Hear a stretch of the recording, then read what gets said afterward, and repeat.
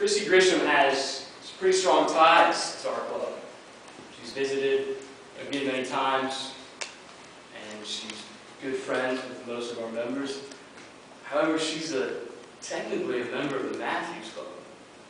So we're really trying to make her switch over to our club. So a few weeks ago, we learned that Chrissy was a great mother of two. She goes to school. She also works. And so her speech tonight is speech number 9, which is the power of persuasion. So I'd like to introduce Miss Chrissy Grisham.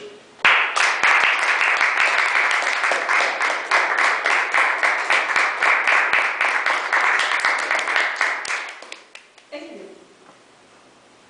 I rise in the morning with the desire, torn between to change the world and to explore the world. It absolutely makes my day difficult to understand and to plan. As a comment from E.B. White. And you say, well, why does that make it difficult to understand? All of us are out there in the work world, and we have this thing called work and life balance. Anybody ever heard of it? Everybody tried to work at balancing those two things and ever kind of struggle at it? Well, it's sort of like that opening comment. You're kind of torn. You want to do both, because you got both of those little parts of you in there. What I found in my research of looking into that particular topic is that we in America, in our corporations and company, work is not being lackadaisical. It's that ambition that drives us. We get out there, we go to work. It's what brings us that career, brings us home our money, earns us what we need so we can get on in life. And then, on the other side of life, we have what we call, we had our work, and now we have life. And in that life, we have many different sub-compartments and components. We have our health, which is very important. We have our family. We have our spiritual part of us. How do we balance all of that? And does our corporate America help us in balancing that act of work and life? You hear about it. How many of you heard about it at your corporations? You hear about it? Well, let me share with you. In America, we get 10 vacation days a year. Now, let's look to our country. We're one of the wealthiest countries, aren't we? It's pretty good we get 10 vacation days. Well, let's look to Europe.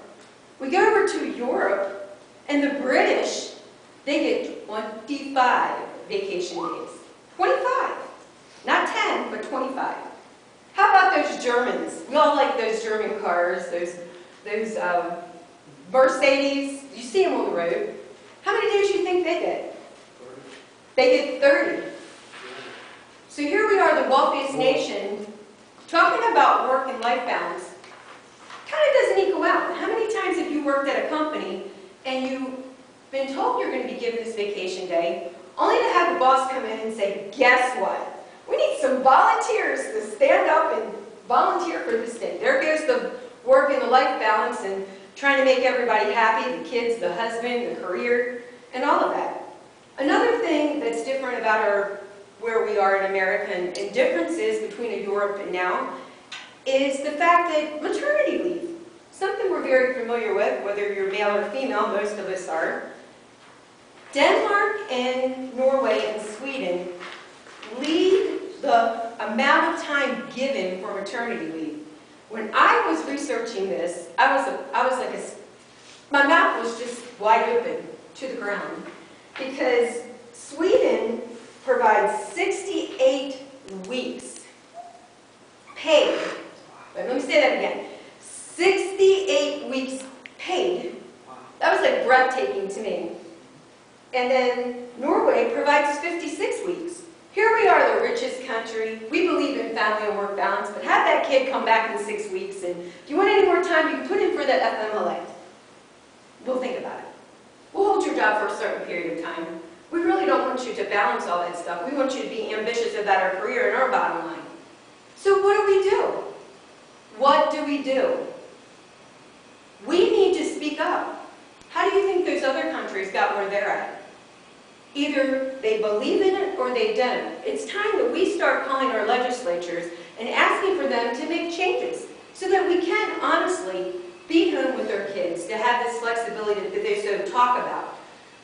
Nothing happens unless you're willing to go out there and make a change. And why is it important?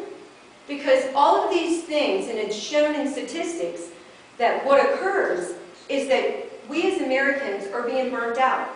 There's more workmen's compensation claims because of stress. It doesn't matter what level you're at. You could be a customer service representative. You could be a processor in the mortgage industry.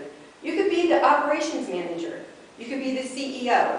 But no matter what your level of where you work at it, you're affected by stress.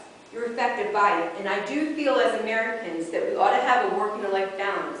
Not just said, but it ought to be provided. I encourage all of you to reach out and to call your congressman. You see, people who cannot find time for recreation are obliged, sooner or later, to find time for illness. That's a quote by John Wanamaker. I know one thing, I'm going to find time for a balance in work and life, no matter what I need to do, and I encourage each of you to do the same. Mr. Toastmaster?